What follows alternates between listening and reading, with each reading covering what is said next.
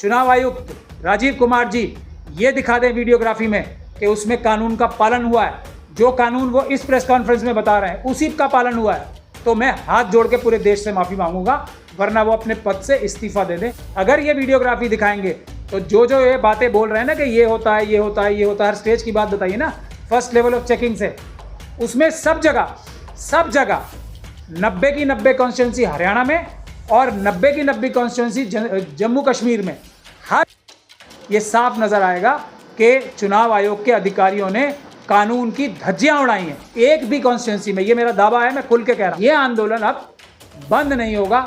ये आंदोलन जब तक चलेगा जब तक पेपर बैलेट वापस नहीं आ जाते। कल आप सब लोग ज़्यादा से ज़्यादा संख्या में आएँ ताकि हम चुनाव आयुक्त को मजबूर कर सकें संविधान के हिसाब से काम करने के लिए, कानून के हिसाब से काम करने के लिए, और चुनाव आयोग के सारे झूठों को बेनकाब कर सकें ताकि जनता पूरी ताकत से सड़कों पे आए, पीसफुल प्रोटेस्ट करे और पेपर बैलेट को दोबारा। मेरे साथ भैराम बदलिया साहब भी हैं जो national action forum for social justice के जनरल सेक्रेटरी हैं।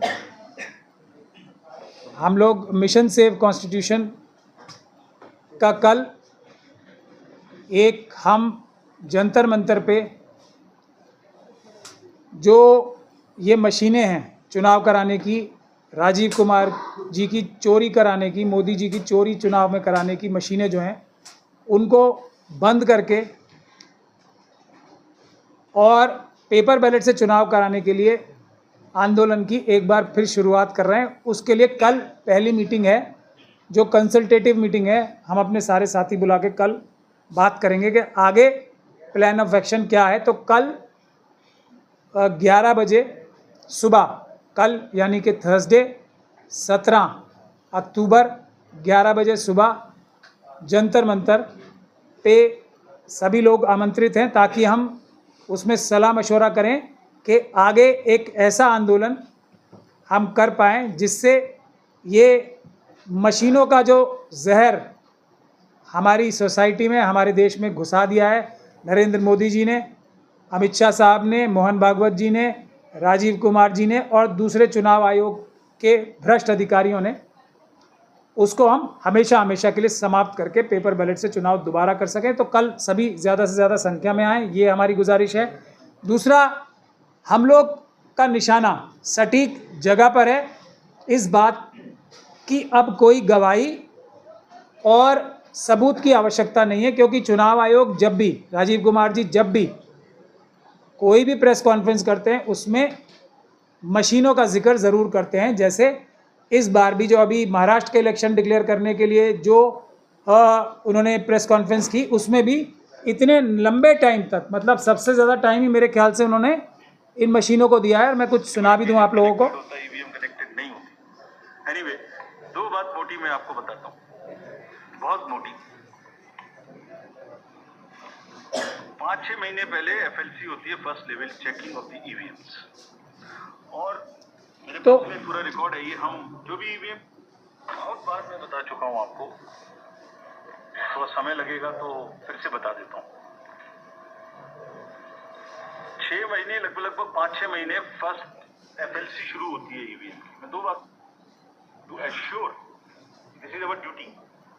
तो चुनाव आयोग ने इस बार भी, और हम लोगों ने ये बोला था कि अगर लेबनान में पेजर अटैक हो सकता है तो चुनाव आयुक्त साहब ने बहुत ही ज़्यादा सिंपली एक छोटा सा जवाब दे दिया कि पेजर में रिमोट कम्युनिकेशन होता है और इसमें कम्युनिकेशन नहीं होता। दोनों ही बातें, बल्कि उनकी सारी बातें सफ़ेद झूठ थी जो उन्होंने इस प्रेस कॉन्फ्रेंस में बोली। और पेजर का ही मैं एग्जांपल दे के बता देता हूँ। तो गोल्ड अपोलो नाम की एक कंपनी थी जिससे जो लेबनीज लोग थे उन्होंने पेजर खरीदे, और वो पेजर के अंदर उन्होंने एक्सप्लोजिव डाल के, यानी कि जिस कंपनी ने ये पेजर बनाए उसी ने उसमें मैनिपुलेशन गड़बड़ करके दिया, तभी ये ब्लास्ट हो सके। तो सबसे महत्वपूर्ण बात क्या रही, जो BEL कंपनी है, जैसे ECIL कंपनी है, वैसे ही अगर पैरेलल निकाला जाए तो गोल्ड अपोलो नाम की कंपनी है ताइवान में। जैसे गोल्ड अपोलो नाम की कंपनी में एक पेजर के अंदर एक्सप्लोजिव डाल दिए, यानी कि कुछ ट्रोजन हॉर्स जैसी चीज़, बाहर की चीज़ जो कि मशीन को ख़राब कर सकती थी, वो डाल दी। वैसे ही ECIL और BEL भी इन मशीनों के अंदर कोई ना कोई उपकरण ऐसा छोड़ सकती है, कोई ना कोई सॉफ्टवेयर ऐसा डाल के शुरू से ही भेज सकती है जिससे इनके अंदर शरारत की जा सके, जैसे लेबनान के अंदर ब्लास्ट करा दिए गए। तो ये हो गया राजीव कुमार जी के पहले झूठ का सिंपल सा जवाब। तो लेकिन इनके सारे ही झूठ हैं, लेकिन इन्होंने कई चीज़ें अच्छी भी मान ली हैं। कल हम डिटेल में वो सारी बातें बताएंगे। आज मैं सिर्फ यही आह्वान करने के लिए आप लोगों के बीच में आया हूँ कि आप लोग जो है सब कल भारी से भारी संख्या में आए। हमारे साथी जो दूसरे हैं वो चंडीगढ़ में भी कल प्रेस कॉन्फ्रेंस कर रहे हैं, देश के विभिन्न भागों में प्रेस कॉन्फ्रेंस भी होगी कल। हमारे जो कल पहली मीटिंग है उसके साथ सॉलिडेरिटी दिखाने के लिए जो प्यारालाल गर्ग साहब हैं, डॉक्टर प्यारालाल गर्ग, जो कि हरियाणा के चुनाव के बारे में भी उन्होंने चुनाव आयुक्त की जो वेबसाइट है उसी के डेटा से ये बात साफ दिखा दी है कि किस प्रकार से हरियाणा के चुनावों में भी धांधली हुई है। 6 से लेके 8% वोट तो चुनाव आयोग की वेबसाइट से ही पता लग रहा है कि उन्होंने वोटों में गड़बड़ी और धांधली की है। और उन्होंने ये भी बताया कि कम से कम 50 सीटें ऐसी हैं जिस पे गड़बड़ी और धांधली हुई है, क्योंकि 15,000 से कम से 50 सीटें कैंडिडेट्स हारे हैं। तो ये है सच्चाई।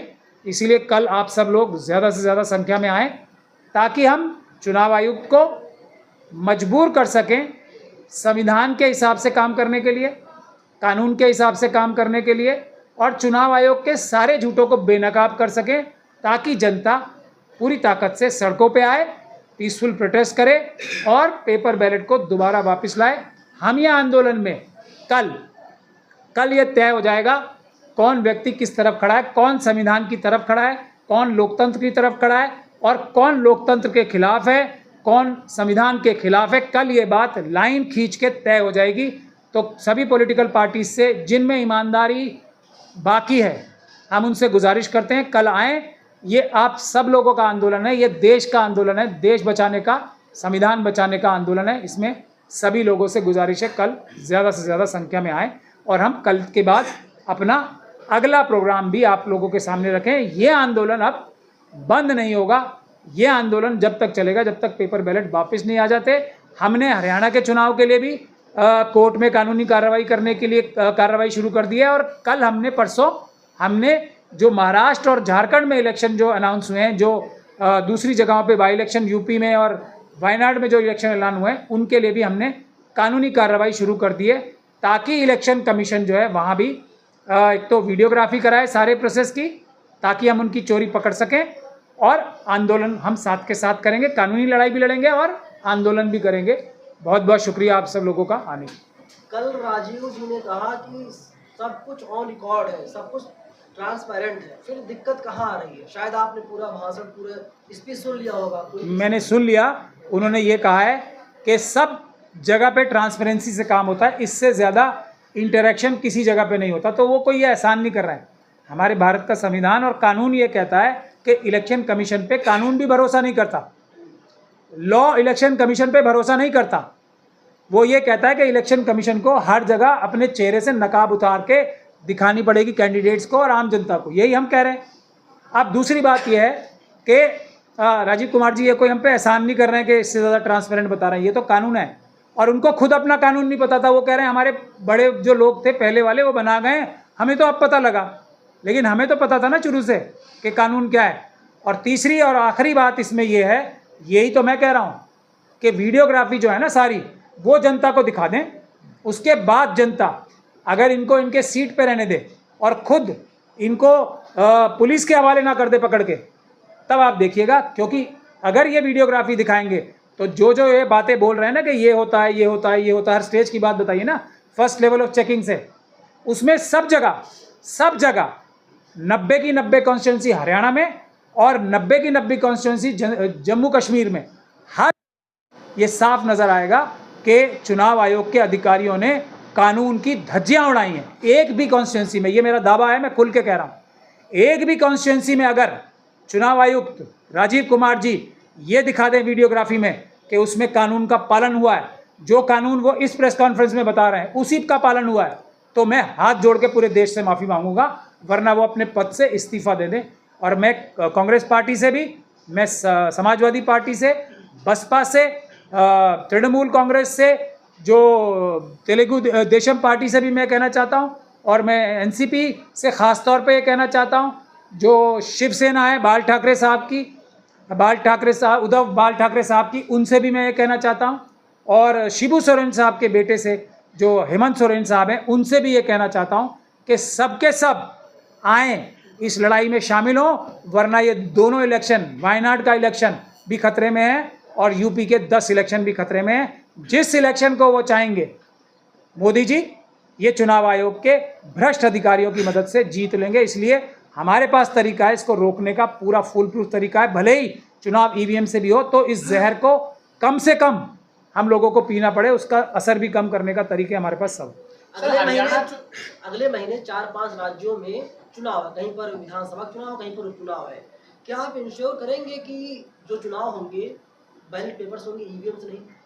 अगर देखिए पॉलिटिकल पार्टीज कल पता लग जाएगा, ये अभी भी आज की तारीख में भी कानून क्या है मैं अब आपको बता रहा हूँ। अभी भी कानून ये है आज की तारीख में कि चुनाव पेपर बैलेट से ही होने चाहिए, ईवीएम से नहीं होने चाहिए।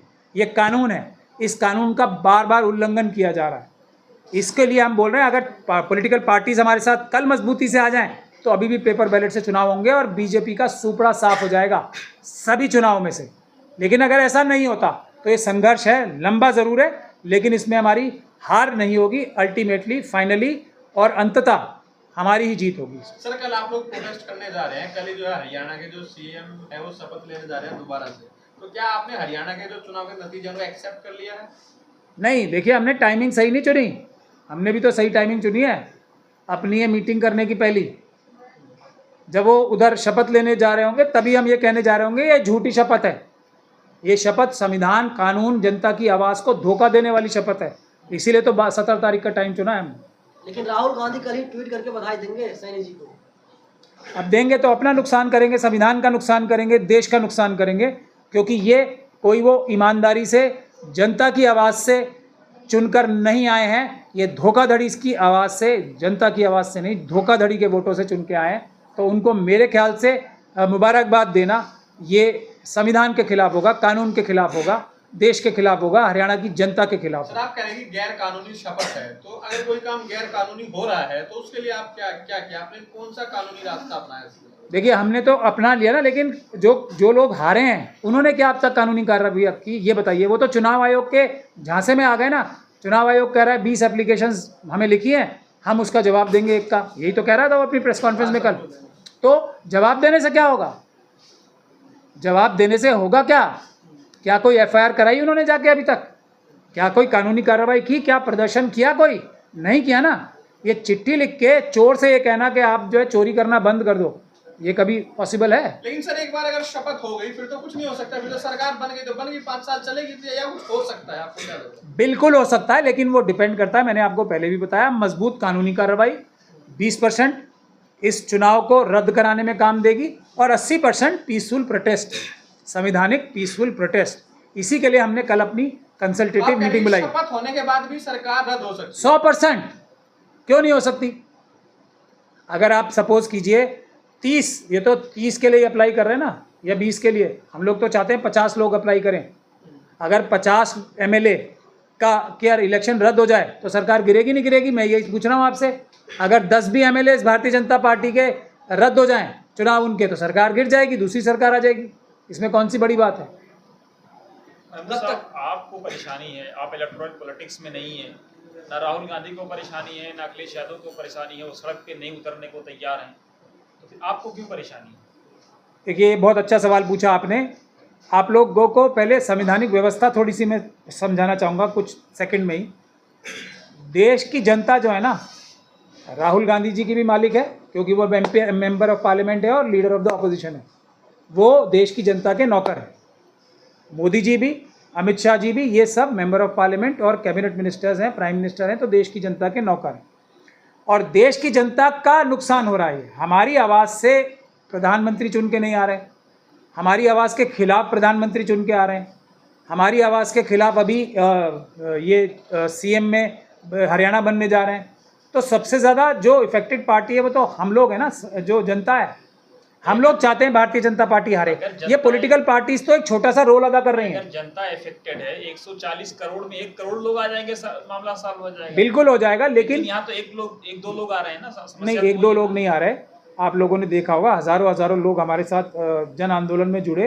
ये इसी साल में 5 जनवरी से लेके, और पूरे देश में हज़ारों हज़ारों लोगों ने, अलग अलग जगह हज़ारों हज़ारों लोगों ने प्रदर्शन किए हैं, ऐसा नहीं है। लेकिन ये है कि पॉलिटिकल पार्टीज़, क्योंकि वो भी हमारी नौकर है ना जनता की, उनकी हमने जिम्मेदारी लगाई है कि वो हमारी इस काम में मदद करें। वो नहीं कर रहे तो हम उन्हें भी नकार देंगे और लोगों को आगे करेंगे। लेकिन हाँ, हमें दुख तकलीफ़ बहुत ज़्यादा है। ऐसा नहीं है कि राहुल गांधी जी प्रधानमंत्री बन जाए तो वो कोई देश के मालिक हो जाएंगे, ये गलत बात है। वो नौकर हैं हमारे, अभी भी नौकर हैं, और प्रधानमंत्री देश की जनता चाहती थी वो बने। वो अपने आप अपनी पार्टी में जो आरएसएस के एजेंट हैं उनकी वजह से या दूसरी वजह से वो नहीं बन पाए, तो उन्होंने भी जनता की उम्मीदों को एक तरह से पूरा करने में कमी दिखाई है। इसका मतलब ये नहीं है कि वो लोग मालिक हैं, उन्हें हमारे हिसाब से काम करना पड़े। क्या मान लिया जाए अगले 3-4 महीनों में हरियाणा की सरकार गिर जाएगी, जो सरकार कल शपथ लेने जा रही है? देखिए, अगर आंदोलन हुआ तो 100% गिर जाएगी, क्योंकि ये आंदोलन अंदर से भी, तो आदमी जब चोरी करके आता है ना तो उसमें अंदर कॉन्फिडेंस नहीं होता। अगर आंदोलन हुआ, मजबूत कानूनी कार्रवाई हुई, तो बहुत जल्दी कम से कम 20-25 MLAs का इलेक्शन जो है रद्द हो जाएगा। ग्रैंड ओथ सेरेमनी है। ऑब्वियसली झूठ को साबित करने के लिए ग्रैंड सेरेमनी तो करनी पड़ेगी ना। झूठ ही इतना बड़ा है, उसके लिए दबाने के लिए भी बहुत बड़ा फंक्शन करके उसको सच बनाने की चेष्टा की जाएगी।